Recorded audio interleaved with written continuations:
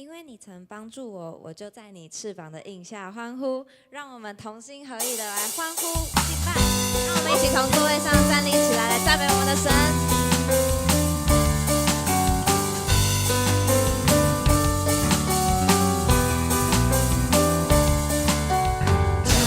敞开你的荣耀降下来，将天敞开你的同在降下来，将天敞开你的荣耀降下来，万国赞叹你，你是荣耀君王，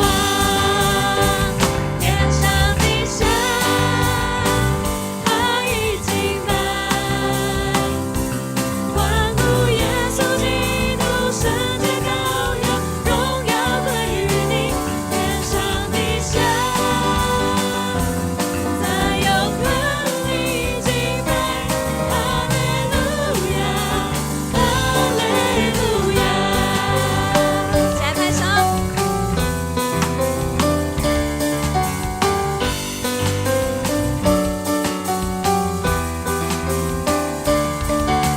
将天敞开，你的荣耀降下来，将天敞开，你的同在降下来，将天敞开，你的荣耀降下来，万国赞叹你，你是荣耀君王，天上地下爱已敬拜，欢呼耶稣基督，圣洁羔羊，荣耀归于你，天上地下，在永恒里敬拜，哈利路亚，哈利路亚。神就在这里，我们欢迎你，让一切焦点转向你。神就在这里，我们欢迎你，让昨天敬拜不停息。神就在这里，我们欢迎你，让一切焦点转向你。神就在这里，我们欢迎你，让昨天敬拜不停息。将天敞开，你的荣耀降下来，将天敞开，你的同在降下来，将天敞开，你的荣耀降下来，万国赞叹你，你是荣耀君王，天上地下爱已敬拜，欢呼耶稣基督，圣洁羔羊，荣耀归于你，天上地下，在永恒里敬拜，哈利路亚，哈利路亚。哈利路亚！让我们把掌声、荣耀都归给我们的神。跟你左右两边的人说，神的荣耀要降临在这地。神的荣耀要降临在这地。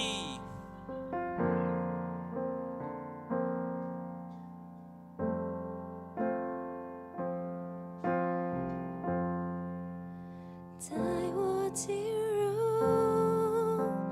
你的同在，我不满足，只停留现在。带我进入你的同在，我心渴慕你永恒的爱。带我进入你的同在。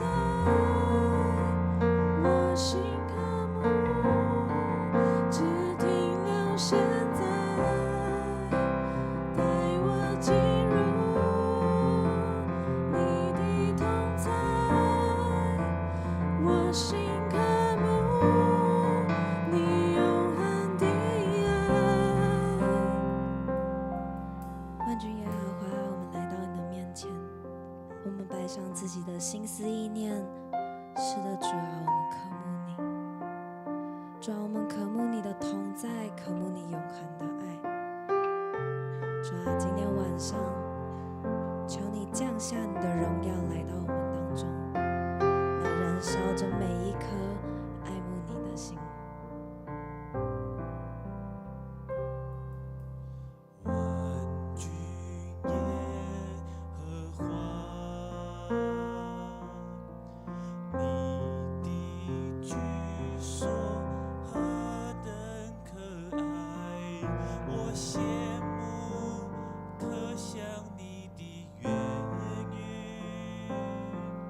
我心肠肉体向你呼吁。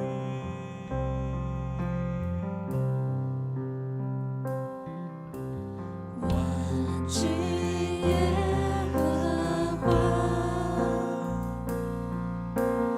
你的居所何等可爱，我羡慕可想你的言语，我心肠肉体向你呼吁。带我进入你的同在，我心渴慕，只停留现在。带我进入你的同在，我心渴慕你永恒的爱。愿你的荣耀从天降下来，燃烧每个爱慕你的心。愿你的荣耀从天降下来，充满着你，与我们相遇。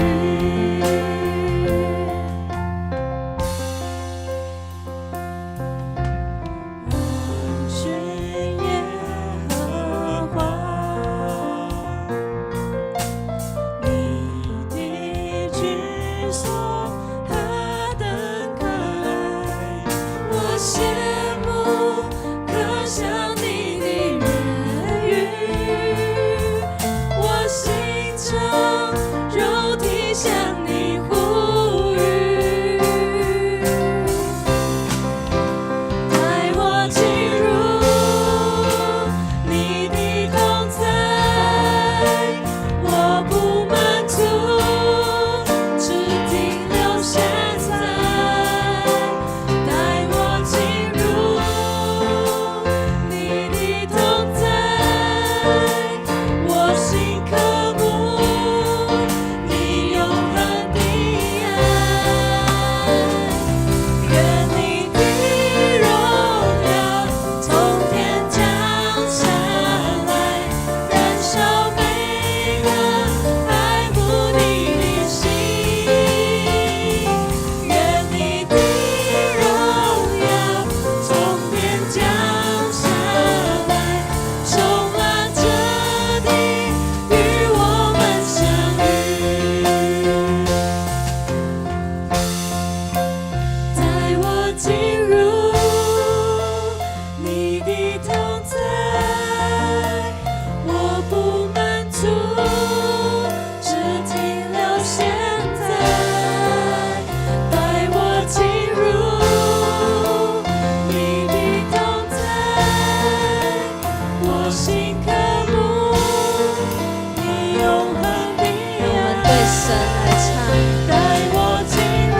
是的，主啊，求你带我们进入到你的同在当中。我不满足，只停留在只这，在停这里。留现在。带我进入是的，主啊，我们要更多的来跟随。我心渴慕你永恒的爱。带我进入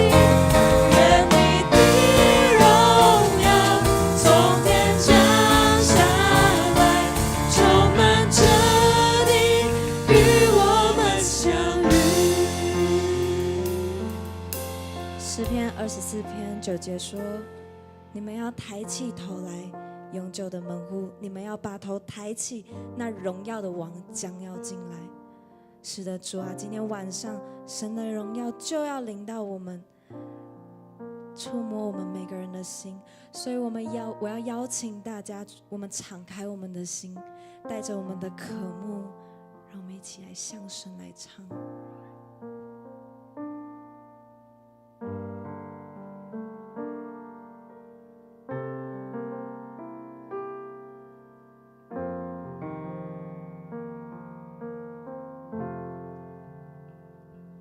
我的灵安静在你面前，神知道你就在这里。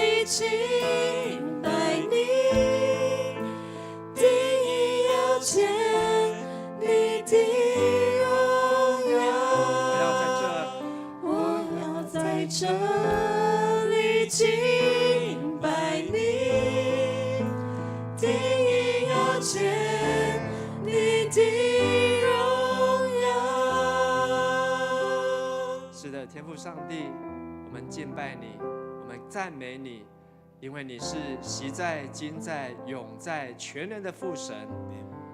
你也是迦南教会的主，你也是我们的主。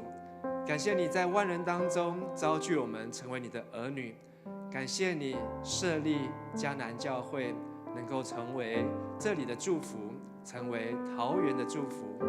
我们也愿意来回应你的呼召，让我们能够把身体当作活祭献上，是圣洁，是神所喜悦，能够成为贵重的器皿，能够合乎主用。愿主你的名在桃园得到最大的荣耀，愿主你的名在这地得到极大的赞美，愿主你的旨意行在这地，如同行在天上。愿你的国降临在这里。我们同心在主的面前献上我们的感谢，献上我们的祷告，献上我们的敬拜，奉主耶稣基督的名，阿门。那么拍掌，把荣耀归给神，哈利路亚。弟兄姐妹，请坐。我们一起来读今天的经文，是记载在彼得后书的第1章第3节到第15节。那我念1节，请大家来念1节。第3节，神的神能已将一切关乎生命和前进的事赐给我们，皆因我们认识那用自己荣耀和美德召我们的主。因此，他已将又宝贵又极大的应许赐给我们，叫我们既脱离世上从情欲来的败坏，就得与神的性情有份。正因这缘故，你们要分外的殷勤。有了信心，又要加上德性；有了德行，又要加上知识；有了知识，又要加上节制；有了节制，又要加上忍耐；有了忍耐，又要加上前进；有了前进，又要加上爱弟兄的心；有了爱弟兄的心，又要加上爱众人的心。你们若充充足足的有这几样，就必使你们在认识我们的主耶稣基督上，不至于闲懒不结果子了。人若没有这几样，就是眼瞎，只看见近处的，忘了他旧日的罪已经得了洁净。所以弟兄们，应当更加殷勤，使你们所蒙的恩召和拣选坚定不移。你们若行这几样，就永不失脚。这样必叫你们丰丰富富地得以进入我们主救主耶稣基督永远的国。你们虽然晓得这些事，并且在你们已有的真道上坚固，我却要将这些事常常提醒你们。我以为应当趁我还在这帐篷的时候提醒你们，激发你们，因为知道我脱离这帐篷的时候快到了，正如我们主耶稣基督所指示我的。并且我要尽心竭力，使你们在我去世以后时常纪念这些事。我们再次来祷告。亲爱的父上帝，我们感谢你再次把我们聚集在这里，让我们更明白我们是神你的儿女，是神所喜悦的。也求主你的圣灵与我们同在，透过今天晚上圣经的话语，帮助我们明白上帝你的旨意和你不变的爱。我们这样祷告祈求，奉主耶稣的名，阿们。大家平安。迦南教会在今年即将要设立满59年了。迦南教会呢，是从圣灵降临节那一天开始，一直到今天。我们可以从迦南教会的历史，教会历史也可以一直追溯到圣经的使徒行传第2章。所以上个礼拜六，牧师也花了大概20分钟的时间，跟大家来分享关于圣灵降临节那天发生了什么事情，以及在圣灵降临节那一天之后，这个世界、这个地上、这个宇宙当中发生了什么样的爆炸性的力量，来改变人类的命运，让人不是只有在被着身份、种族、地位所限制，而是每一个愿意听见这个福音的人，都能够来领受上帝的救赎，改变我们人生的方向。而教会就是在为这件圣灵的爆炸性的福音来为做见证。所以迦南教会在1965年10月31日在什么地方设立呢？大家说一次地址：永乐街22号。好，你到今天还可以去找，好，就在大庙的旁边，好，永乐街22号。但是那是迦南教会在58年前，好，开始设立，在那边设立的第一个礼拜堂。接着呢，不到2年的时间，他们就买下了和平路，好，也在大庙的再过去一点107号，好，所以大家也把这个地址说一次：和平路107号。接下来呢，才是在1970年，在我们现在中华路上的49号买了这个礼拜堂。又接着呢，在1982年新建的5层楼，那时候呢是新建地下1层，地上5层啊，好，跟我们今天看到的迦南教会不一样。它总共只花了不到2年的时间，从2年多一点点，1982年到1984年，好，就盖好了总共6层楼的教堂哦，好，教堂。接着呢，过了10年后，1994年到1995年，好，又花了1年的时间，从第5楼直接盖到8楼。好，所以呢，这是我们今天所熟悉的迦南教会。但是上帝的这个带领呢，让迦南教会不是只有在中华路49号，而是呢，在2019年，好，从买了现在我们这个地方，然后一直到2022年，好，花了3年时间装修，好，然后装潢，好，然后一直到我们现在有一个2楼这个新堂。所以你可以看见上帝的运行的轨迹，好，从一个永乐街22号，如果你去看那个地方，就是在巷子当中的巷子。好，在那个地方你算挂了招牌，好，可能也不太容易找得到。你在那边敬拜呢，可能一下我们今天的人就把今天这场聚会人就把那个地方坐满了。但是到我们能够从永乐街、和平路、中华路49号再到33号，好，并且能够得地为业，我们一起说一次：得地为业。好，这是约书亚的故事。上帝带领迦南教会，好像在经历约书亚记一样，我们得地为业，业就是成为产业，成为上帝的国度。所以我们看见上帝在做奇妙的事情。所以这一章呢，就是我们中华路49号的前身。这个地方是在1970年的时候购买，前身它是一个土地银行，甚至在更早之前是一个临时拘留所。什么是临时拘留所？好，就是关犯人的地方啊。所以你可以看到那个门口的铁窗，好，特别多，那个铁门也特别大。好，所以来到教会呢，好，可能都会好是一个感觉好，有一个阴森的感觉，好，但是它是一个临时的拘留所，不是正式的监狱啊。一直到呢，我们可以看一下这里面的样子。这一张呢，就是在里面做礼拜的样子。那时候呢，2层楼，楼下是做礼拜堂，好，所以呢，跟我们现在的样子差很多。但是你可以看到那个时候的人，1970年，好，离现在已经是50几年了，好，54年前的人。他们在那边做礼拜，每一个人都把礼拜堂塞爆，把它塞满，并且在里面做礼拜的时候，大家拿着圣诗，好，然后呢大声的唱啊，好，所以可以看到这个是大家很认真的样子。好，如果你这里面照片呢，我可以认出几个人啊，好，这个呢就是康文杰长老，好，这个就是俊兰，好，张俊兰，好，是这个俊玉长老的弟弟，好，俊兰兄哦。好，那其他人我都完全认不出来啊！好，你要去问一下他们54年前啊，他们在那边好年轻的时候，好就在那边就在这个地方聚会敬拜。后来呢，好因为实在地方不够，坐不下了，怎么办呢？好，所以在1982年用了12年之后啊，他们就拆掉这个地方，重建好，然后在2年之后呢，盖成了5楼的礼拜堂。好，那这个是5楼的样子。那这是礼拜堂的样子，跟今天看起来没有一样，好，就是一样的，好，就是一样。所以我们今天在49号2楼礼拜堂，其实就是在1982年的时候，好所盖好，好到今天呢，好，所以也快要40年了，好38年的时间。那时候的人很有信心，好，在38年前，他们就知道说这个教会一定要做很多的人。好，虽然那时候可能桃园中华路还不是非常的热闹，好，但是已经算是商业区。但是他们希望好有更多人可以进来这个礼拜堂，在这边敬拜，好让上帝得到荣耀。所以他们盖了一个超级挑高3层楼的礼拜堂，好23楼，好而且挑高，而且有夹层3楼，好，然后可以坐正常是楼下200个，楼上50个，好，可以坐250个人的座位啊。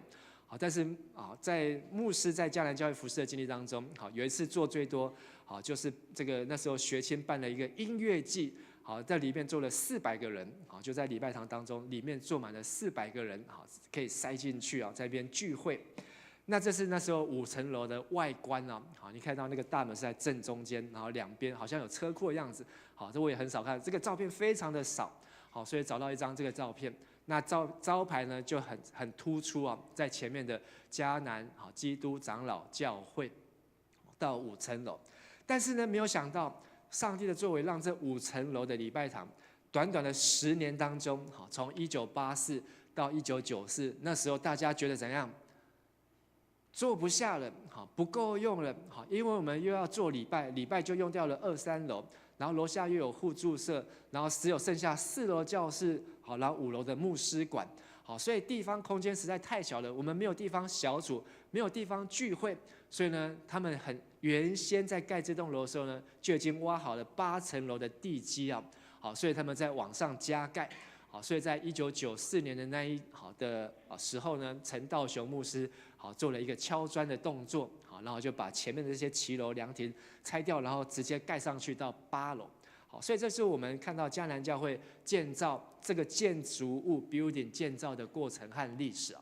所以再回顾一下，好，从1965年10月31号在巷子的永乐街，后来到了和平路菜市场那边，后来到了商业区的中华路，然后呢从2层楼、5层楼、8层楼，一直到现在，我们又来到了台北富邦的楼上。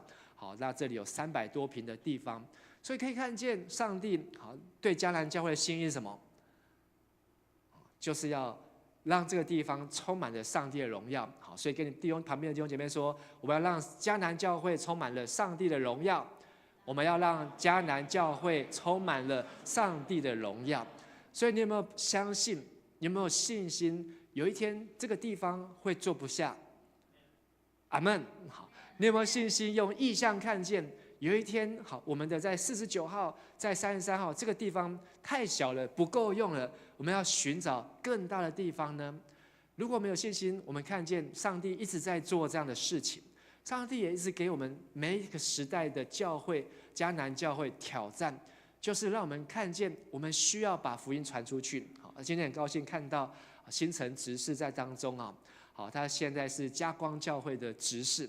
迦南教会好也在12年前好开拓了嘉光教会，而让迦南教会能够有25个好开拓的勇士，去到龙安街，好去到了武林，好在那边传福音，好看见我们要把上帝的荣耀带到各个地方去，所以盼望我们在明年10月还有1年多的时间啊，刚好1年6个月的时间，我们要迎接迦南教会60周年。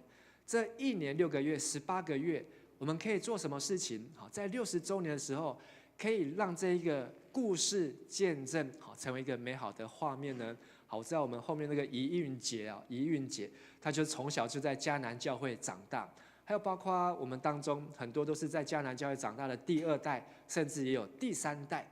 你要把这个地方好，不论是在迦南嘉光好，甚至有一批去开拓恩高227好，以前开拓草踏或开拓洪恩教会，这都是上帝的恩典还有祝福，让这样的恩典能够不断的扩散好，而把上帝的旨意带下来。所以我们期待好，在未来这1年半当中，我们继续看圣灵的带领好，圣灵的作为，让上帝的荣耀能够充满这个城市这个地方。阿们。上个礼拜跟大家分享彼得前书，彼得前书的重点是讲到苦难跟这一群被拣选人怎么样通过苦难，让他的信心被考验，经过考验就能够坚固，而且最终会得到奖赏。而这礼拜牧师要跟大家分享的是彼得后书，彼得后书教导的是正确的信心跟应许，因为当时候教会还没有圣经，圣经还没有被编撰出来，甚至很多的圣经都还没有出来的时候，很多的假先知，很多的假教训，很多的这些的假冒为善的基督徒，好来偷拐抢骗，以至于有的人原来很单纯的相信耶稣，到后来他的信心扭曲错误，而失去了耶稣基督再来的时候终极的盼望。而这件事情，好，在900多年前的彼得那个时候的年代发生，其实到今天仍然还发生。好，今天好台湾最大好的一个异端的教会，好，就叫做全能神教会。这个全能神教会的前身叫做东方闪电啊，它自称是教会，好，因为它从东方闪电后来改名字叫教会。然后呢，一方面他们在小组里面，在查经里面，好，在攻击圣经、毁谤圣经。但是另外一方面，好，他们在接触都不是那些未信主的，都是接触基督徒。然后呢，接触基督徒引经据典，好，然后他们都是有备而来，好，都把圣经倒背如流，好，就找几章，好，找几节，然后呢来问你。然后呢，随意解经，好，他们的最终目的，好，就是要支持好一位自称是女基督，好，说基督已经第2次回来了，因为圣经说耶稣升天之后还要再来，但是这次耶稣已经回来，基督已经回来，但是他的身份已经成为一个女基督，好，而且呢，好，已经进入这个末期，好，这个启示录，好，末期的这些审判，好的这个审判当中，好，千禧年当中。他用了很多的花言巧语骗取基督徒的信心，还有得救的门路啊！好，这些都是牧师在这个脸书上面好接受到的讯息。好，我来随便念几段。陈柏志，嗨，主日平安，愿主保佑你全家人主日快乐。今天是上班还是去主日敬拜呢？嗨，陈柏志，哦，嗨，主日平安。脸书一直推荐我们成为好友，我觉得你是个善良的好人，所以发信息问候一下。请问你也是基督徒吗？陈柏志你好，很高兴认识你，我是台湾华人，住在加拿大多伦多，我是基督徒。Facebook 向我推荐你。好，这个只是这个9牛1毛。好，这样的讯息呢，收到之后，你需要去回他吗？你回他之后，他都已经有准备好他的套路，好，一句一段一段的回你。最终的目的就是约你出来读经，约你出来一起祷告，然后可能在某个咖啡厅，好，可能在某个餐厅，然后餐厅之后呢，你跟他网友见面了，这个基督徒看起来很 nice， 然后他的脸书上面都很多的消息，然后呢，他一段时间之后，他再约你去一个弟兄的家里，或是一个姐妹的家里，好，然后在那当中说，他的表哥来了，他从大陆的什么堂姐来了，然后呢就会开始好跟你传福音，好，然后呢甚至就会跟你传这个东方闪电的信息啊。所以你要做的事情呢，很简单，就是一律封锁，好，一律封锁，好，不用花时间去回应，好，也不用想要去跟他拯救他的灵魂，好，因为他都准备好。除非你准备好，有的人还要想要跟他传福音，好，我觉得好，我们没有这样的预备的话，好，你是很困难去跟他辩论的。好，我之前就有分享过，以前曾经在迦南教会当过执事，后来去别的教会当长老，结果他加入了全能神教会之后呢，再也回不来了，再也到现在都还没有回来。好，所以呢，我们不用去刻意去挑战，好，但是我们知道我们有传福音的对象，好，我们要去拯救、寻找那迷失的羊。好，那透过今天的彼得后书，好，牧师要跟大家来分享彼得后书给我们一个正确的指引，帮助我们怎么样走在一个健康的成长的道路上面，好像是一个阶梯，所以把它说好，欢迎上8楼啊。而这个阶梯呢，好，分个3个对象，第一个是初信者，第二个是基督徒，第3个是老基督徒啊。初信者，好，就是你刚接触基督教2年以内的时间，就是初信者。这里呢有8层的阶梯，是我们要去努力攀爬的。而基督徒就是你信主受洗2年以上，你都是一个基督徒。你这个基督徒呢，也有阶梯要攀爬。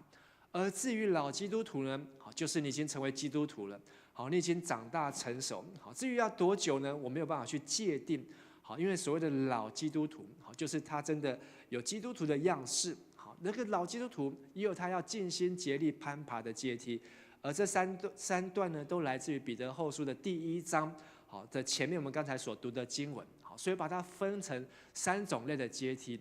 第一个，好，初信者要努力攀爬的阶梯。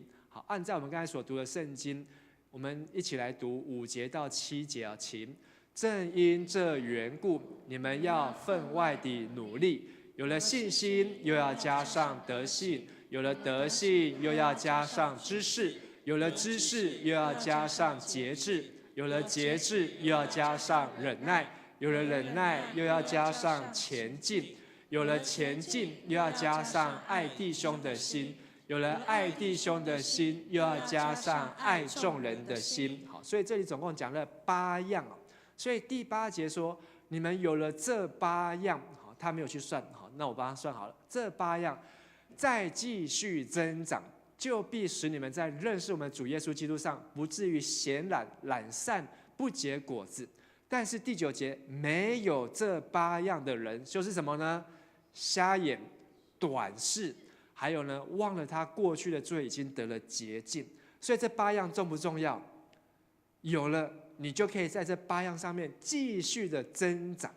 没有的话，你就是不是只有近视眼、老花眼、散光，甚至还是瞎眼，甚至呢还白目。好，白目就是你忘了你自己已经罪得到洁净，我还需要一个女基督，我还需要一个东方来的闪电来拯救我，都有可能。所以这8样很重要。好，为了让大家方便好记，我们的迦南教会8层楼。所以以后你去迦南教会，在每次按电梯、爬楼梯的时候，就按照这个来记。1楼叫做什么？信心。2楼、3楼、4楼、5楼、6楼、7楼、8楼。你叫做什么名字？义军。好，我要给怡君，好，给怡君鼓励一下，好了。好，这个是非常好的这个回应，好，回应很有精神，好，很有义军。好，这个1楼到8楼，怡君啊，拍摄叫做怡君 ，OK good。好，这个1楼到8楼呢，好，其实你会直接坐电梯到8楼，可不可以？可以，现在可以。但是呢，基督徒的阶梯呢是要努力攀爬。好，意思就是说，我们要一层一层的爬上去。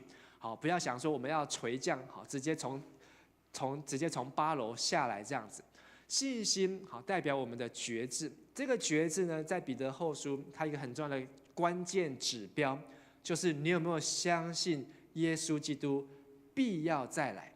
很多人相信耶稣，他相信耶稣降生还不够；很多人相信耶稣，他相信耶稣上十字架还不够；很多人相信耶稣，相信耶稣复活升天还不够。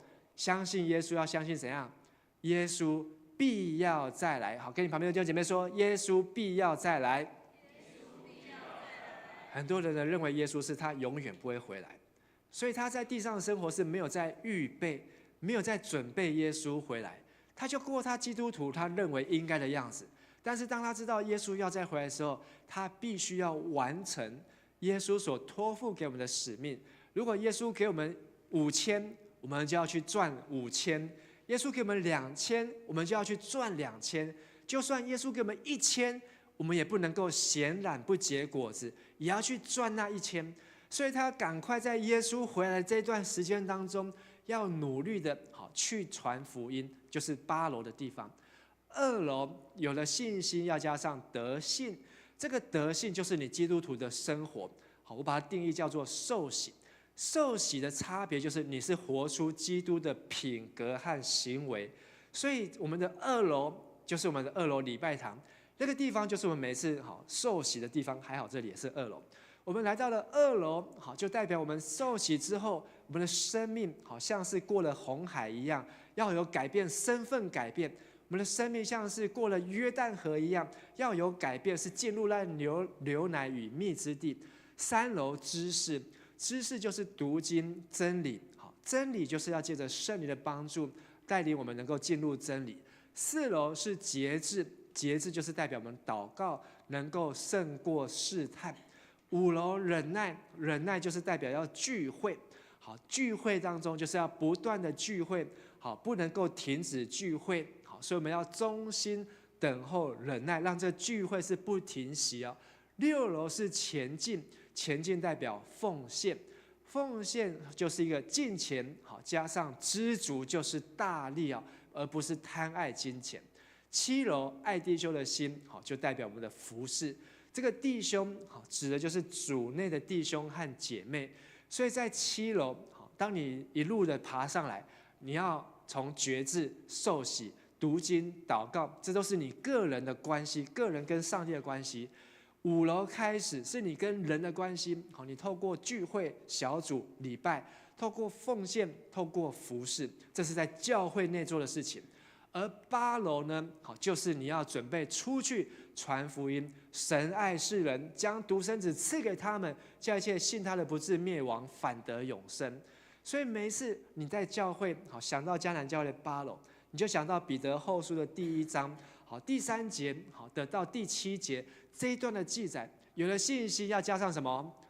德性；有了德性要加上知识；有了知识要加上；有了节制要加上；有了忍耐要加上；有了前进要加上；有了爱弟兄的心要加上。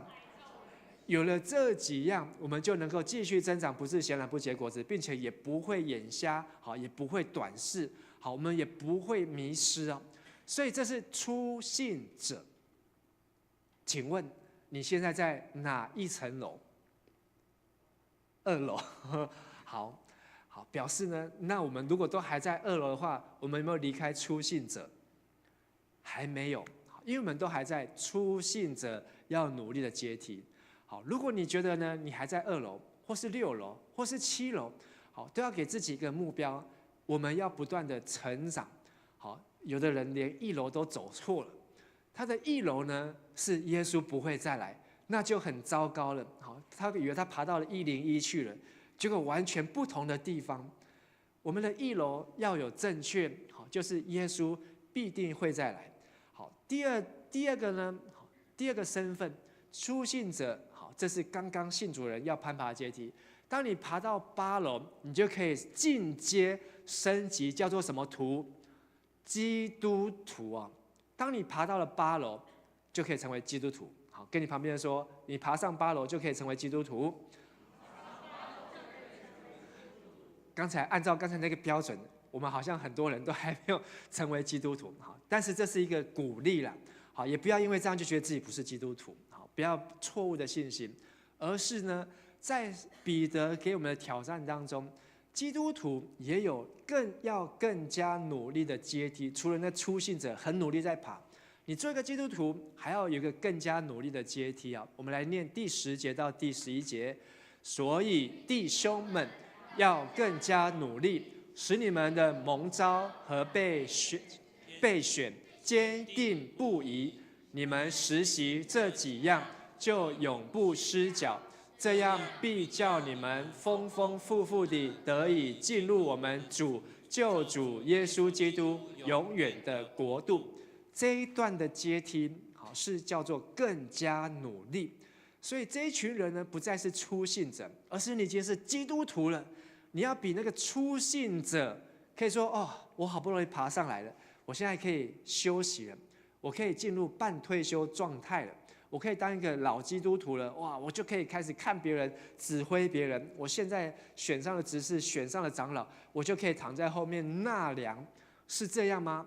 彼得说：“不要怎样，更加努力。”如果你真的很努力，爬上了8楼，彼得说：“你要比你之前的更加努力，因为当你努力之后，你就有3个阶梯，第一个叫蒙召。”第2个叫被选，第3个叫做坚定不移。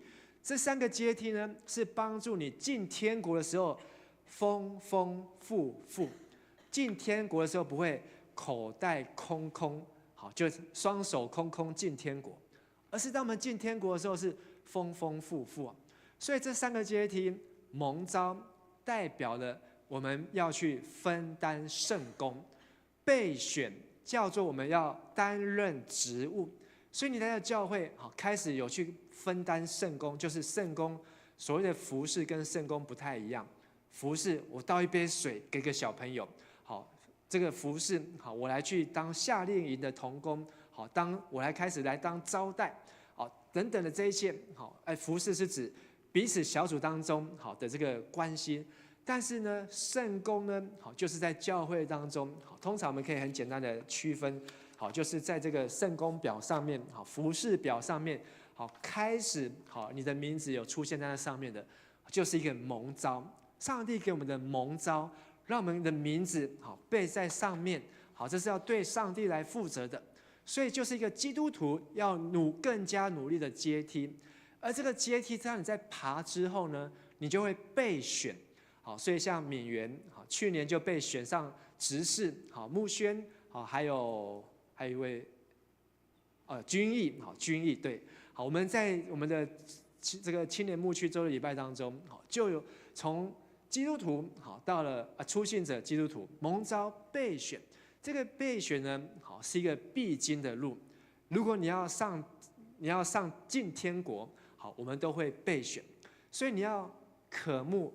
把握每一次好被推选的机会。过去从前很多的时候都会说，可以推荐你来当执事吗？推荐你来当长老吗？推荐你来当小组长吗？但你会看到很多人说，不要不要，我还不行，我还不够，因为他有一个错误的观念，觉得自己要到更好之后，我才可以当执事，我要到更好之后，我才可以当长老。请问，那什么时候你才会可以更好？什么时候才可以达到你的标准？耶稣他都没有说你要达到几分之后，你才可以来当长老，而我们自己定了一个比耶稣还高的门槛。其实牧师要说，这是一个谎言。我们每一个人都有机会蒙召被选的时候，你要把握，这是神给我们必经之路。当你蒙召被选，你就会坚定在这世上，并且能够坚定不移。你就能够成为上帝所要祝福的对象，让你在进天国的时候是丰丰富富。这张照片我把日期标在上面，1984年10月31号，也就是说，迦南教会新的礼拜堂5层楼的礼拜堂建好的那一天，献堂。好，所以。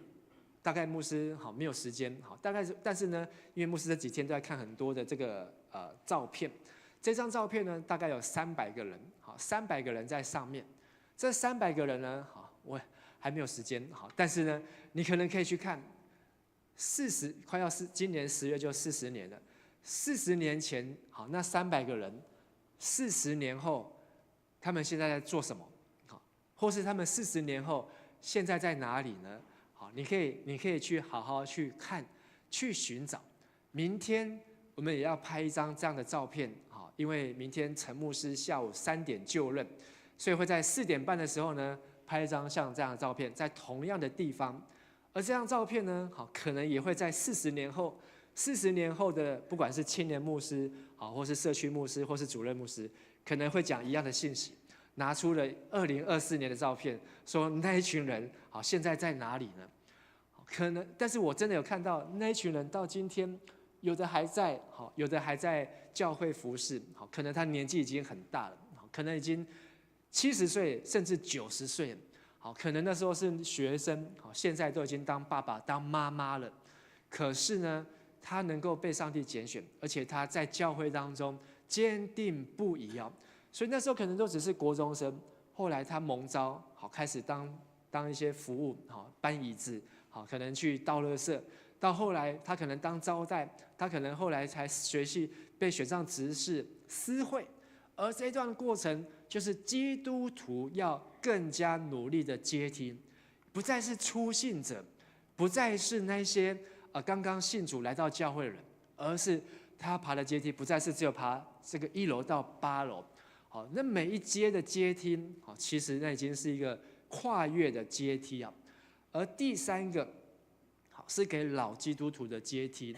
老基督徒的阶梯叫做尽心竭力的阶梯。我们说一次，尽心竭力的阶梯。好，所以牧师必须都要用和本，好才能够把这3个阶梯形容出来。我们来读12节到15节。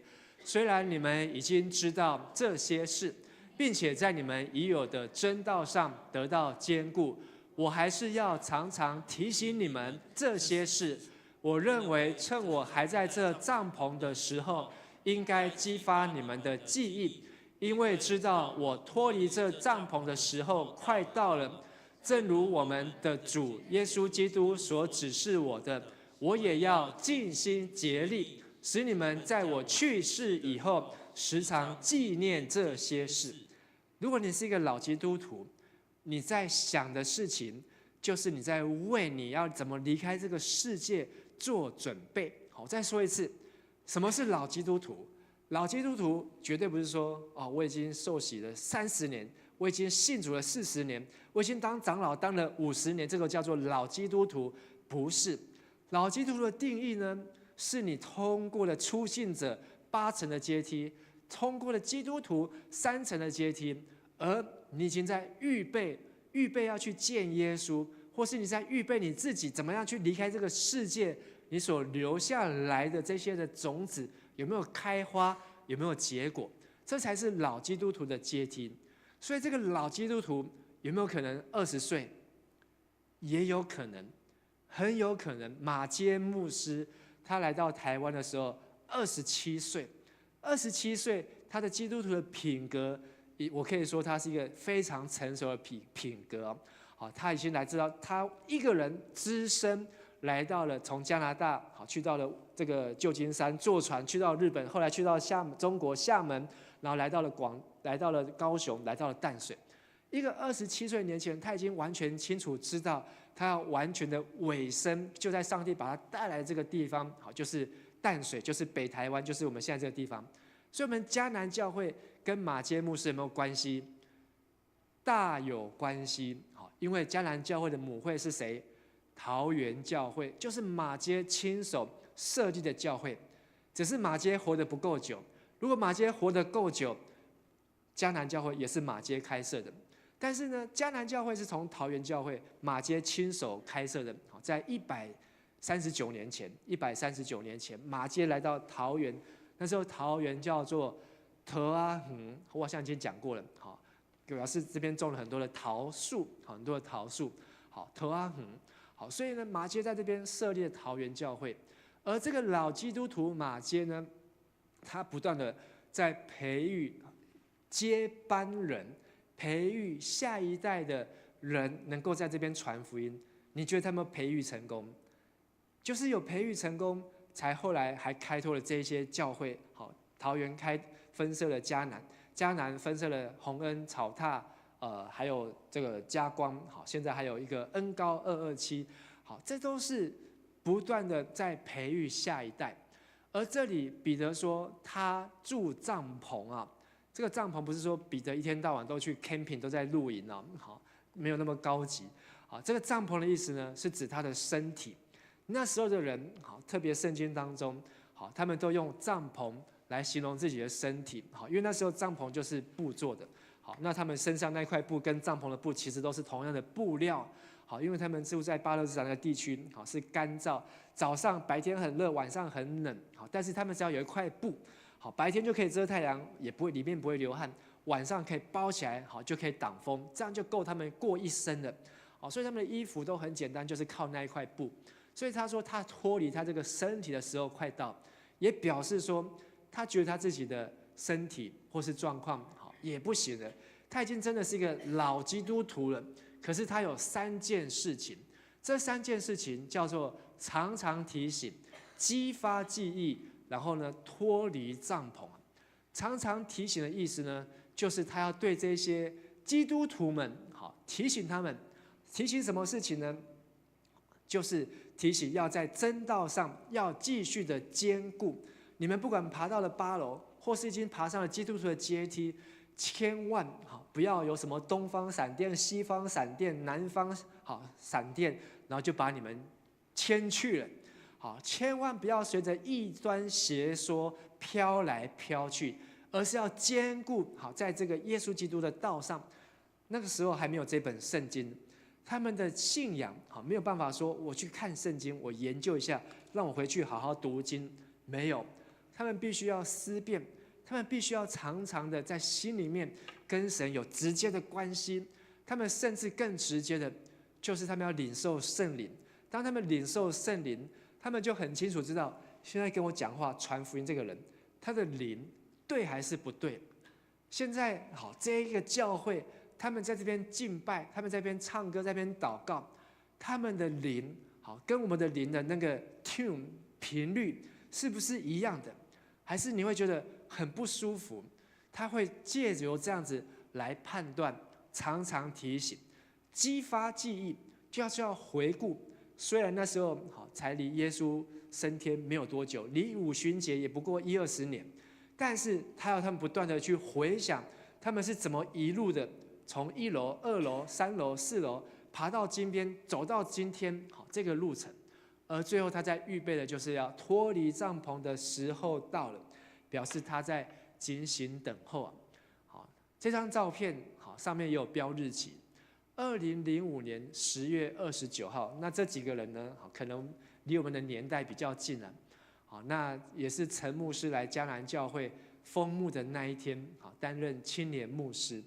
好，担任青年牧师。我后来看历史才知道说，哦，原来迦南教会以前就有要设青年牧师，好，所以只是呢是青年传道。那个传道呢，好，赵克平传道，后来没有封牧啊。如果他封牧的话，他就是第一任青年牧师。但我很幸运的成为迦南教会第一任青年的牧师。那明天要成为什么？主任牧师，第几任？第6任。那你觉得第7任会是谁呢？我希望第7任的迦南教会的主任牧师呢，可以是我们迦南教会栽培起来的青年，可以做迦南教会第7任的主任牧师。好，这是牧师的期待。好，但是呢，期待归期待，好，也希望好，真的我们可以让像马偕牧师一样，让台湾人起来跟台湾人传福音，让桃园人可以起来跟桃园人传福音，好，让我们迦南人可以起来，好，再继续在这个地方，好，来继续牧养上帝的羊群啊，好，所以这些是那时候牧师封牧就任，好，那个时候那个2005年的长老和执事，好，长老和执事的合照，好，那主任牧师郑牧师啊，一转眼呢，这牧师他也已经退休了，好，退休。那时候郑牧师他才当牧师第3年，好，因为他是先当老板，后来才去读神学院，所以郑牧师他才当牧师第3年啊。后来上帝带领我，好，他是我在神学院的学长，好，大我2届的学长，那我一起来同工啊，好，但是呢，好，在迦南教会这一段的时间呢，好，其实呢，让我也留下了很多的记忆，而更重要的是这一批那时候的执事，好，譬如说，这个是田处瑜执事，好，那时候是执事，好，詹翠芬，好，那个君毅的妈妈，那时候是执事，好，香林长老，好，然后呢，苏慧雄执事，好，这个义珍执事。苏清，好，那时候也是执事，至尊执事，好，这个敏哲长老，好，那时候也是执事，但是呢，他们现在呢都还在迦南教会或是在嘉光教会，好，继续在服事当中，好，我觉得这是一个很美的传承，一个很美的画面，就是他好一直在教会里面担任，所以牧师也鼓励我们年轻人，你们已经看到一条路。这条路从刚才上一张1984的照片，到了2005，好，过了1984到2005，就是过了41年了。好，那时候的年轻人，好，后来成为执事，好，或许真的这一张里面，好，搞不好敏哲就在这里，好，这可能就是敏哲，好，但是呢，41年后呢，好，他那时候可能是国小，好，他后来成为执事，又过了20年、19年后呢，好，他已经成为资深的长老。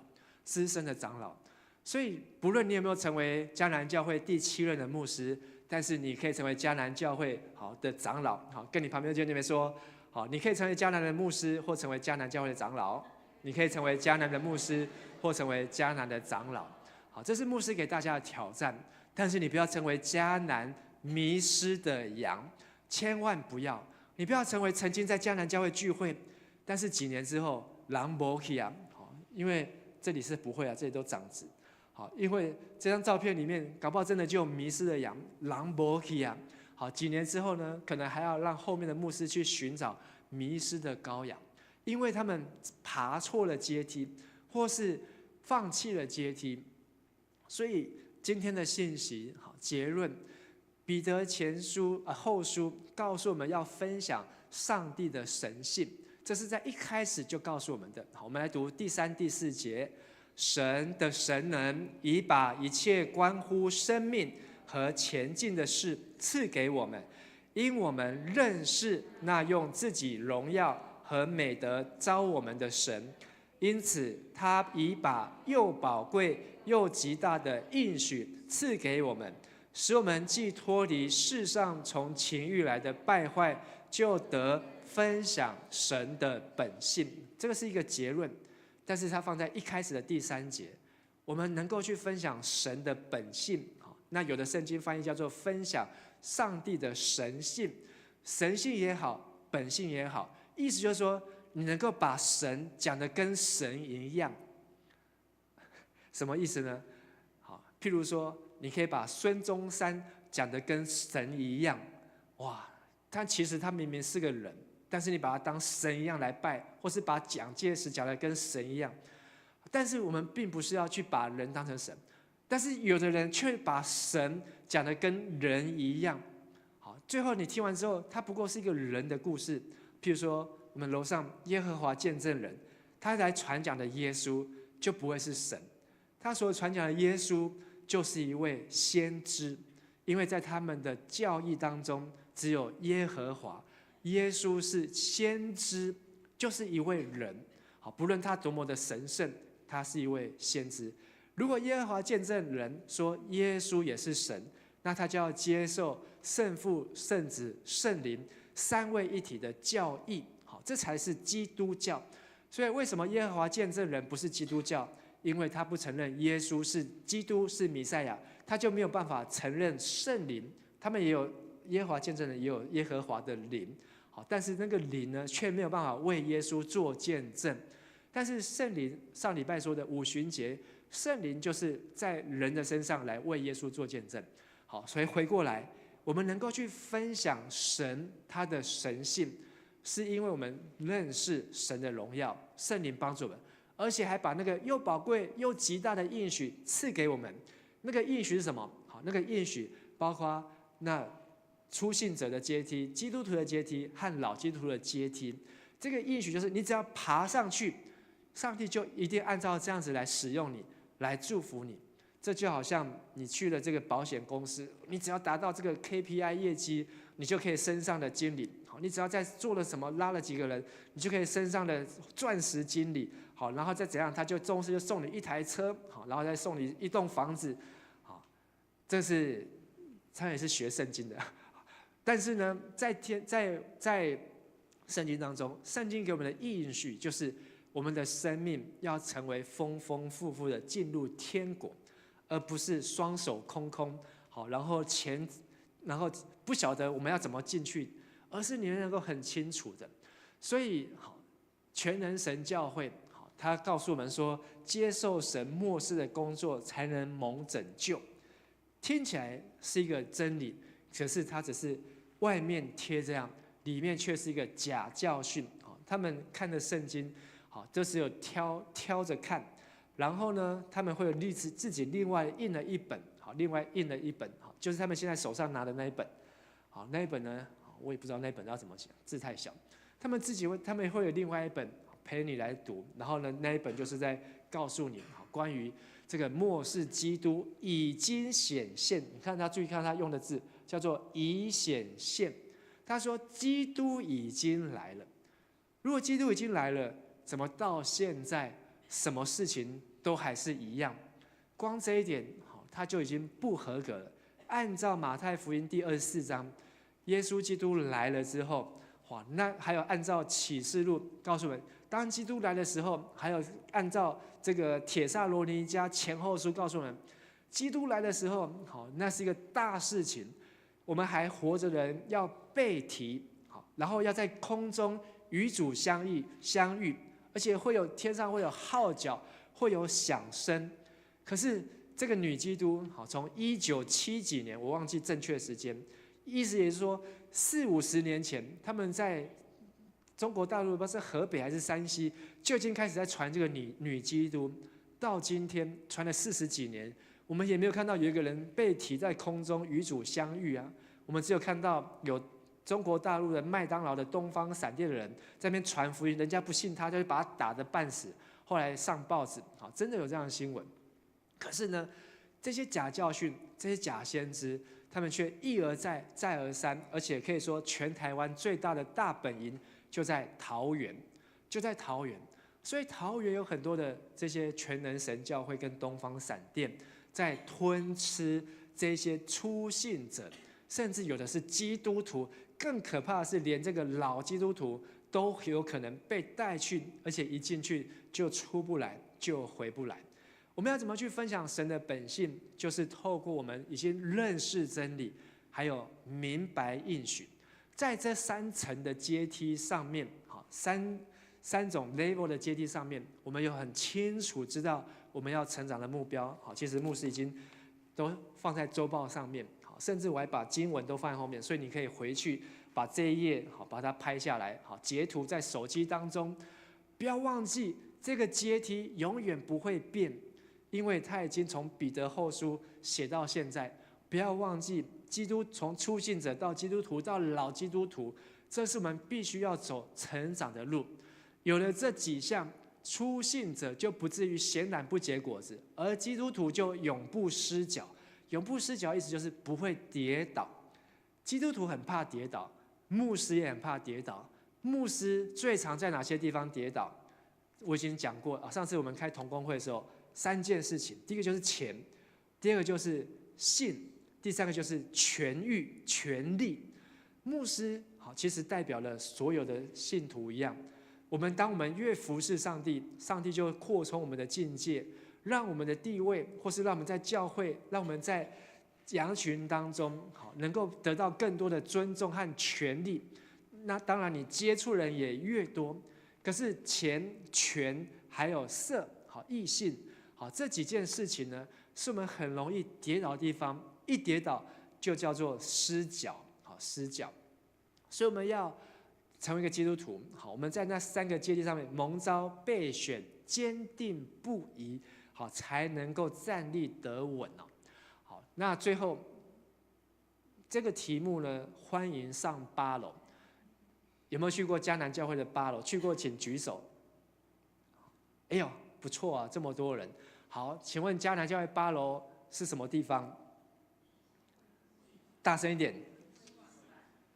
我刚才有听到，第一个听到是牧师馆，后来听到很大声说会议室。好，你觉得牧师要介绍哪一个？教室。好，牧师要介绍的呢，好，8楼呢，好，是我们的这个叫做教会史料室啊，这是我们的正确名称啊。好，迦南史料室，大家说一次。我故意把门关起来。好，有进去过的请举手。比刚才少了一半。好，谢谢。好，里面呢是什么呢？里面是会议室，但是它应该是一个史料室啊，好，是一个史料室。好，不过我们好像进去都是把很多的照片都在外墙上面。考一个科普一下，好，迦南史料室是哪一年设立 ？Google 上面没有，抱歉。好，所以你现在呢比 Google 更厉害了。迦南史料室呢是2013年落成。2013年离我们今天多久了？11年啊，11年。好，在那个地方，好，我们都没有进去。但是11年我们进去，如果你没有去看几件东西呢，就太可惜了。这迦南史料室呢，好，是牧师回来迦南当中最喜欢去的一个地方。好，因为每次看到墙上的字、墙上的照片，还有架上的这些周报、和会手册，好，这些东西呢，好，我大概每次一打开，不得了。就要花很多的时间，好，有时候都要看到1点2点，好，那牧师还会冲进来说你在干什么？过歪捆啊那，好，他从牧师馆冲过来，好，这里面呢有我们历任牧师的照片，好，那这个呢我会看了 N 遍，好，但是每看一次呢，好都会有感动，好，因为你觉得上帝真是很奇妙，带领这么多的牧者，好，在这些时间他们在迦南教会的贡献和尾声。好，然后左边那个书柜呢，好，就满满的很多都是周报，很多人都把周报好当作垃圾，或是把这个和会手册，迦南教会和会手册很重，好，1本又卖不了多少钱，好，你至少要拿10年的份10本去卖，好， 10本的迦南合会手册可以卖几块钱？大概可以卖3块钱吧。好，所以不用拿去卖。好，如果你真的不要，直接可能拿去作废。好，但是呢，这里面的合会手册呢，越老越值钱。好，跟你旁边说，越老越值钱。目前在里面最老的合会手册，1987年，好，1987年还不到40年，好，就是37年前哦，好，这是目前最老的合会手册。万一你家有一个1986年的合会手册，怎么样？你就发了，就发了。好，因为你就是这个张木轩，好，我们这个60周年的这个筹备小组积极锁定的对象。万一你家有一个1982年的周报，哇，你就红了。好，你就是我们这个60周年筹备小组锁定你的对象。所以回家开始翻箱倒柜，好看一看有没有1987年以前的合会手册，跟1987年以前的周报，甚至照片啊。当然，1987年以后的照片也都很欢迎啊。好，这些呢都是迦南教会这58年来的历史啊。有一面墙，好，这面墙就是用最简短的文字来描述迦南教会的历史。当你读完这篇历史之后，你就知道。这个圣灵从五旬节那一天，它一直运行的轨迹，一直到今天啊。所以这段历史、这段过程，其实是帮助我们，让我们能够看见上帝在做奇妙的工作。怎么样去看呢？牧师好写在周报上面，鼓励我们可以在今年当中，小组也好，或是牧区也好，可以去8楼，好借用那个场地，在那边聚会。好，这是上个礼拜天。松年大学的合唱团献诗完之后，他们就在那个地方在那边吃便当，然后牧师跟校长跟长老就在那边代表教会欢迎他们，好简短的介绍，大家彼此介绍，他们也可以在那边当中好看见迦南教会的足迹还有历史，好，所以鼓励大家好，我们可以好一起好上8楼，好跟你旁边弟兄姐妹说，欢迎大家一起上8楼。所以在我们今天的，如果等一下有小组分享，好，牧师希望大家可以分享关于信仰的3种楼梯，你爬到哪一种？这种楼梯你爬到哪一阶梯？或是在爬楼梯的过程当中，哪一层、哪一阶是让你印象最深刻？关于耶稣基督再来，通常都是一个坏消息，叫做世界末日。台湾人都不喜欢听到世界末日，好，台湾人也不喜欢听到要打仗。好，但是呢，昨天晚上好在立法院外面好有超过10万个，几乎都是年轻人，他们把立法院包围起来。他们不是害怕打仗而去包围立法院，他们是因为不怕打仗，所以他们才去包围立法院。因为他们知道立法院通过这些法案，是在毒害将来的台湾，是在丧失台湾的主权，是在把台湾人民拱手就让给对岸中国大陆，任何的台湾人再来通通都要晋升，再来的台湾人你就只能够点，你就只能够被调查，你就只能够被当作工具人来使用，你没有民主的尊严，也没有民主的发声的权利。40几年前，郑南榕他为了争取言论自由，好，而已经不止40几年前，好，美丽岛1971那时候。他为了争取自由，好，所以呢，他用自焚的方式，好来表达，好，我们要争取言论自由，好，所以到后来才会解严。但是过了不到50年的时间，好，已经50年了。可是呢，我们好像又要有一群力量要走回头路，好，不许人民发声，好，不许人民有自由的意志，好，不许民间的企业，好，立法院要调查你就调查你，他要了解知道你就知道你，而且他说你藐视国会，你就是藐视国会，没有第二句话，也没有任何的司法机关可以出来替你辩护，甚至连律师也不能够陪同你。你觉得这样的法律定下去是在祝福台湾，还是在残害台湾呢？问题是这个法律它已经通过2读，接下来就等3读，3读之后是一个字都不能够改字，只能够改错字，等于说他已经是躺在立法院，躺着等到他3读通过。你知道2读送上2读之后，它就是要成为一套法律，这套法律颁布了，好，它就是在有了这个地位，他就必须要去执行，包括总统要被质询，好，包括这个立法院要扩权，包括很多台湾的重大建设，好，都不用经过讨论，不用经过环评，都不用经过调查，2兆就给他下去，好，等于有10年台湾的中华民国政府不能够花任何1毛钱，1年哦，好，你那个什么营养午餐补助没有了。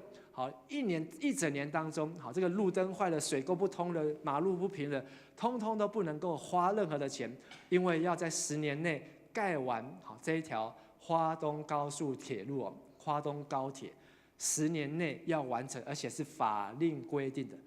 有哪一个天才会去定出这样的法令，让全台湾人民要饿1整年？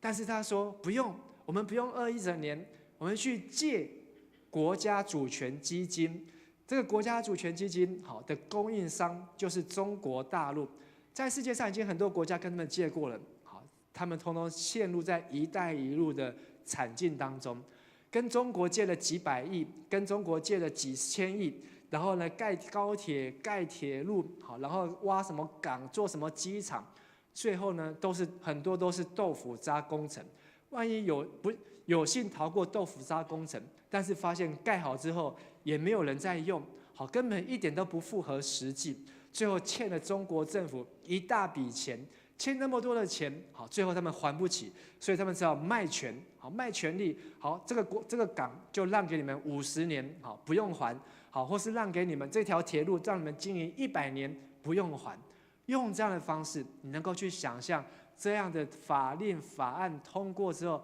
对台湾是一个好消息。好，牧师太激动了，怎么会讲到那里去呢？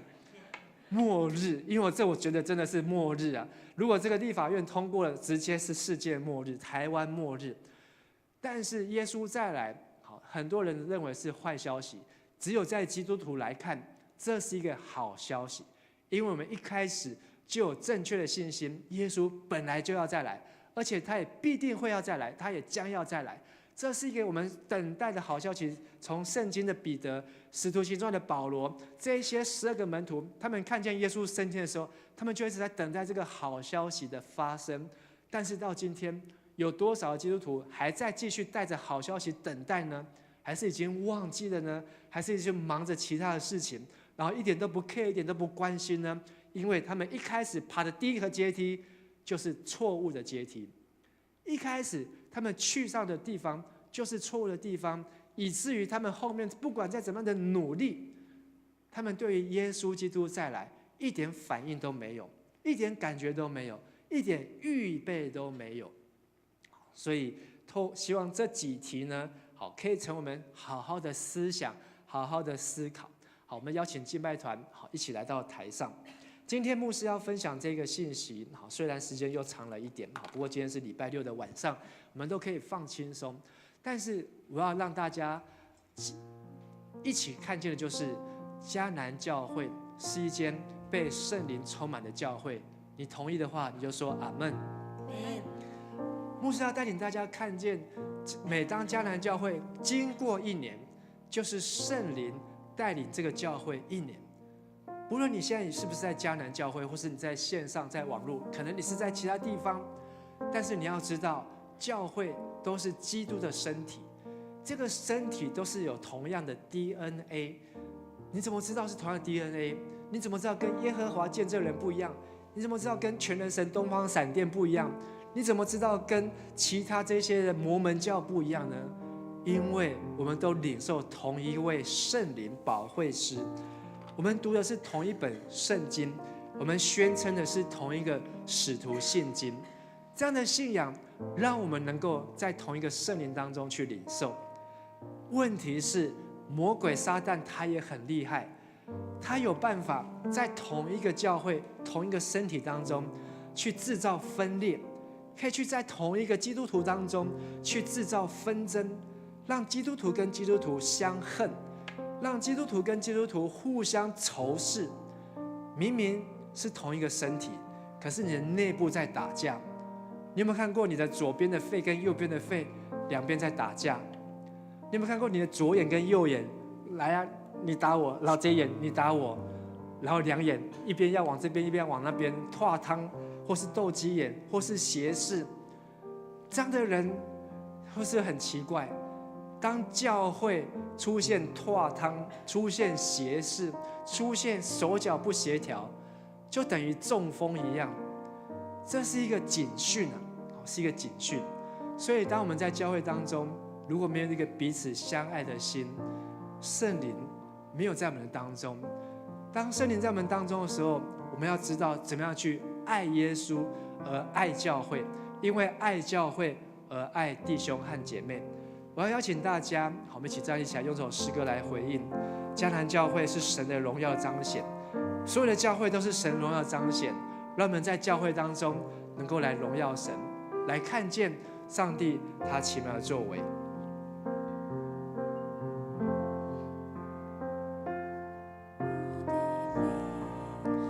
尽在你面前，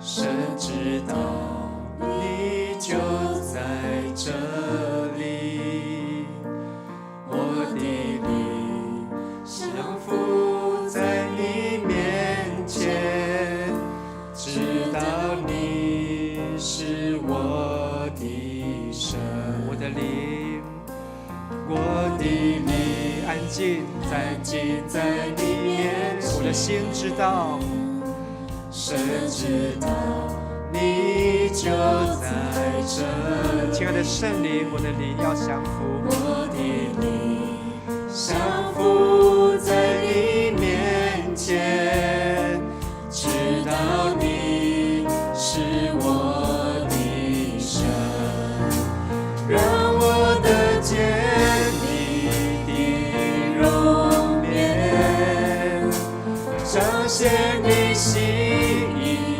使我看见。我要在这里见到你，第一要见你的荣耀，让我得见你的容颜，回应你心意，与你相连。我要在这里敬拜你，第一要见你的荣耀。亲爱的弟兄和姐妹，当我们站立在这边，站立在迦南教会，你要知道这是一个圣灵居住的教会。当你每一次来到教会敬拜神的时候，你要看的不是只有今天这场聚会。我要祷告是圣灵帮助你的眼睛可以看到这个教会从过去到现在的人如何在这里尽心尽力尽意的爱上帝敬拜上帝那个画面。我要祷告是求圣灵帮助我们看见有多少人在他们年轻的时候就把他们的生命献在十字架的面前，说主啊，我要把我的生命为主所用，献给你。上帝看重的不是100个人、200个人在这里的聚会，上帝看重是一颗愿意奉献的心。只要每一颗愿意在上帝面前敬拜的人，上帝就看重，他就吸引上帝的同在。只要有一个人，不论他是年轻人，不论他是16岁，不论他是9岁，只要他愿意带着真实、敬虔、诚实来到上帝的宝座前敬拜神，上帝就要因为这个人，他就要来到这个地方，上帝的荣耀就要充满在这个地方。今天晚上牧师的祷告是求圣灵帮助我们看见将来我们的教会，求上帝帮助我们看见接下来20年后上帝的教会要成为一个真正荣耀的教会，要成为一个圣灵居住的教会，要成为一个圣灵大大充满的教会。每当牧师想到上帝要与我们同住，圣灵要与我们同在，圣灵要充满在我们的生命当中，牧牧师就会充满了兴奋，甚至高兴的睡不着，因为这是一个与上帝同工的机会。亲爱的弟兄和姐妹，让我们带着这样的热情，让我们带着这样的期盼，看见迦南教会未来20年、40年，甚至你们可以看到是将来迦南教会，或是嘉光教会，或是恩膏教会未来60年的道路。求圣灵帮助我们，让我们走正确的路，爬正确的楼梯，做出正确的回应，在现在就来回应上帝他的同在。让我看见你的容颜，彰显你的心意，彰显你心意，使我看见。我要在这里。再举起我们的手来向神来祷告敬拜，定义要见，定义要见你的荣耀，让我看见。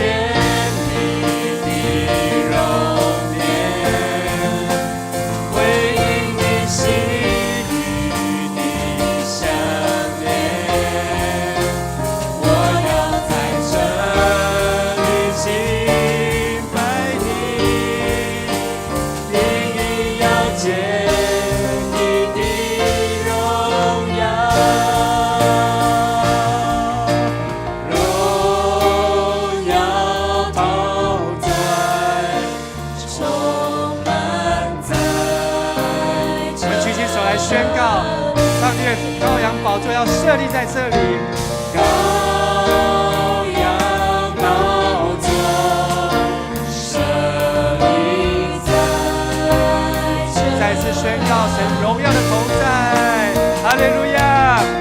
荣耀同在，充满在这里。羔羊宝座们欢迎你。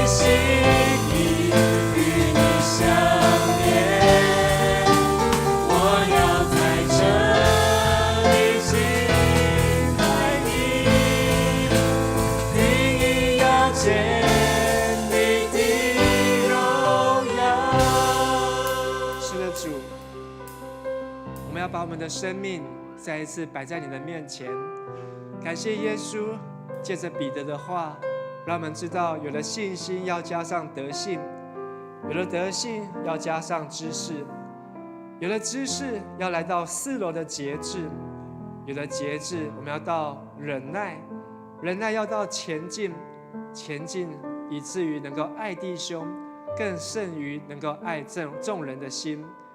求圣灵保惠师帮助我们成为一个健康的初信者，并且能够成为一个蒙召拣选、坚定不移的基督徒，更让我们能够结出属灵的果实。当我们成为一个老基督徒，要提醒我们的门徒，提醒我们的属灵的儿女，要常常提醒、激发记忆。有一天，当我们离开这个世界，有一天，当我们成为照片上面那位故人的时候，我们都会知道，我们已经完成、忠心完成上帝所托付给我们的使命。求主使用我们，也求主使用每一个弟兄姐妹、年轻人，让我们的生命把年轻献给主，把我们的一生来荣耀主。当教会需要我们的时候，我们一定要挺身而出，为主摆上，为主所用。求主垂听我们祷告，也求主圣灵大大充满我们。我们献上我们祷告祈求，奉靠主耶稣基督的圣名，阿门。让我们拍掌，把荣耀归给神。哈利路亚，哈利路亚，哈利路亚！再次拍掌，把荣耀归给神。哈利路亚，请坐。奉献是基督徒感恩的表现，是一种感动；回应神的恩典是一种行动，为主圣工所用。我心切切渴慕你主，我要紧紧跟随你。你恩典与慈爱永无止息，你心是直到永远。我望我的声音，你奇妙生命，献上我的赞美。耶稣，主耶稣，求用我一生。耶稣，主耶稣，求用我一生。亲爱的天父上帝，感谢你透过教会的历史，让我们看见主你满满的荣耀在我们迦南教会。主也谢谢你透过牧师的讲道，提醒我们要一步一步的跟随你的脚步，然后越来越进步，在信仰的道路上更多来跟随你。我们今天献上我们的金钱、才能、时间，为你圣工所用，求主你悦纳。祷告是奉靠耶稣基督得胜的名求，阿门。哈利路亚！让我们再一次用这首歌来赞美我们的神。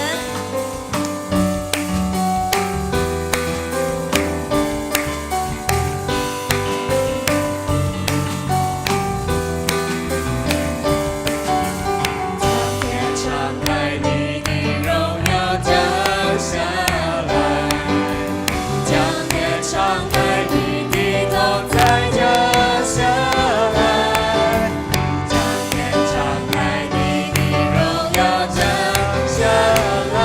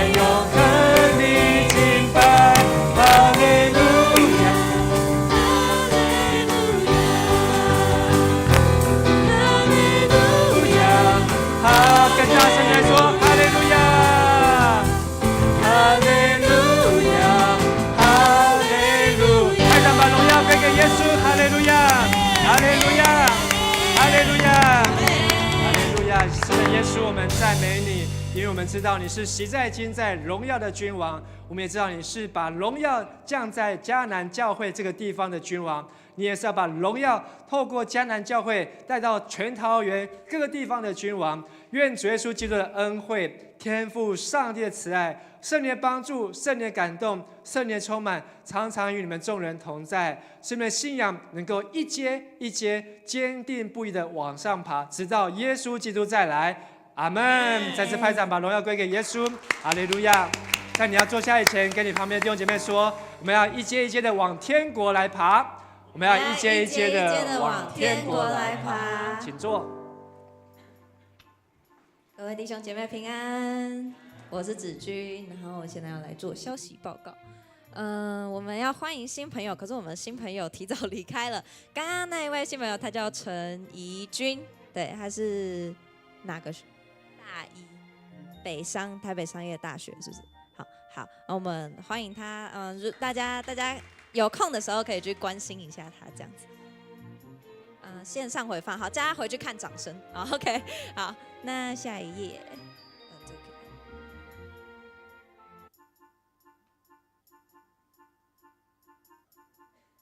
好，给你按。好，然后我们5月26号是主任，就是明天的3点是牧师的受职感恩礼拜，然后就是要麻烦青年们，我们到的时候我们就是往401移动，因为我们的2楼跟3楼要留给就是贵宾们这样子，对，然后我们会在那个叫什么来着？等一下哦，我有小抄，我看一下。我们会有那个在誓约还有大合照的时候，然后我们会一起移动到2楼去参与这样子。OK， 下一页。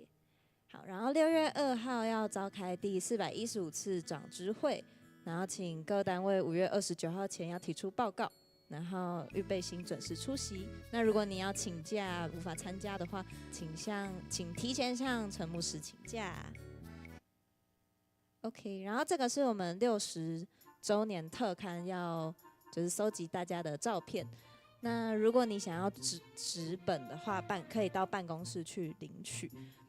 对，然后就是一份档案或者是一个照片，然后写你的名字，写你的小组，然后这个照片发生什么事，然后简单的叙述一下，日期要写，然后照片里面的人物如果姓名如果可以写就写，认不出来尽量写。对，好，下一个，它好像有电子版的，对，如果你的相片在手机里面，你可以用这个，对，好，下一页。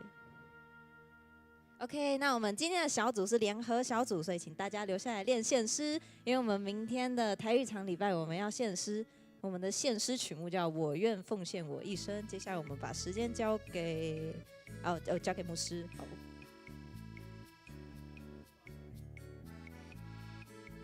第6页，好，那第6页我们明天的这个座位，好，那我们因为明天现在从小组报名大概有350多位，好，要参与下午3点的救恩礼拜，那外宾也有将近100多位，好，所以我们大概预计有超过450位，好的这个弟兄姐妹都在迦南教会49号，好，那么没有要开放这边，好，我们只有在49号，好，所以我们的座位顺序是在2楼呢是给外来的牧者。然后陈牧师的亲友、迦南教会小会员、退任的长老，然后以及盘点教会的圣歌队，还有80岁以上的长辈，好是在2楼。然后3楼好就是80岁以上不是教会会友的长辈，好，那接下来就是开放4楼，好，那4楼预计是可以做到100位哦，好，那我们在2、3楼可以做到300位，好，那在接下来我们会开放的就是7楼跟1楼。好，所以如果你越晚来，你可能就会越坐越楼上这样子。好，但是有几个事情可能是需要年轻人帮忙，就是明天可能台语礼拜结束之后，我们献诗完之后，好，我们需要马上把2楼的场地布置成下午3点要使用的场地。好，所以如果我们青年在台语礼拜献诗完之后要去吃早餐，好，记得吃完早餐呢要回来，好搬椅子，好跟你旁边人说吃完早餐要记得回来搬椅子。早餐要回来搬椅子。对，这样才可以从2楼爬到3楼。好，谢谢。好，那另外呢，关于大合照的部分呢，好，因为它有顺序是从特会员好牧者夫妇好，我们是用叠层加上去的方式哦。好，所以总共会有第一张照片是8个人，第二张照片大概是20-30个人，第三照片就是所有300-400个人。好，因为我知道有些人可能不想要拍合照，好，或是懒得下来拍照，好，但是至少也会有300-400个人在那边拍照。好，所以那个大合照呢，需要大家好帮忙协助。好，如果你知道怎么样走后门上去礼拜堂的，好，就请你尽量走后门上去。好，知道后门在哪里吗？好，如果你是从4楼或者从1楼要进去的，好，从1楼的厕所那边，女生厕所有个楼梯上去，好，或是男生厕所，好，女生厕所那边，好上去，好就可以从那个管风琴那边出来，好，那个是最快动线，好，如果我们都从2楼礼拜堂进来的话呢，那边可能就很容易卡住跟打结哦，好，所以如果年轻人，好就请大家脚步快点的人，好可以从1楼上去。那全体大合照完之后呢，是所有迦南教会的合照。好，所以这有2张照片需要大家好露脸。那你没有露脸的话呢，也没有关系。好，只是说40年后，好，当40年后的牧师要讲到的时候，你可能就看不到你的照片在上面。那第5张是迦南历任的长职。好，所以这一点请大家帮忙。好，那我们的纪念品，好，教会有准备历年来好最好的纪念品。好，个人这样认为啦。好，历年来最好的纪念品。好，所以如果你万一明天没有拿到的话，好，没有关系。好，因为我们已经有宣请长职都不要拿。好，我们已经预估，好，这纪念品可能会不够。好，所以如果你没有拿到，但是你当天确实有来，会有一个替换券。好，一个替换券。好，到时候呢，凭这个替换券，好，你可以拿到一样的纪念品这样子。好，所以这也提醒大家。好，那这个是以上要报告的部分哦。好，那也请大家好，就是能够预备好。那明天早上是台语礼拜的献诗，好，那也希望大家能够有好的呈现。好，那我把时间交给君毅，好，君毅执事。好，那现在就是那个给大家休息5分钟，然后坐在这边吗？在那个50分的时候呢，到钢琴前面的座椅上集合。这两排。好，开始休息。休息，喝水，上厕所。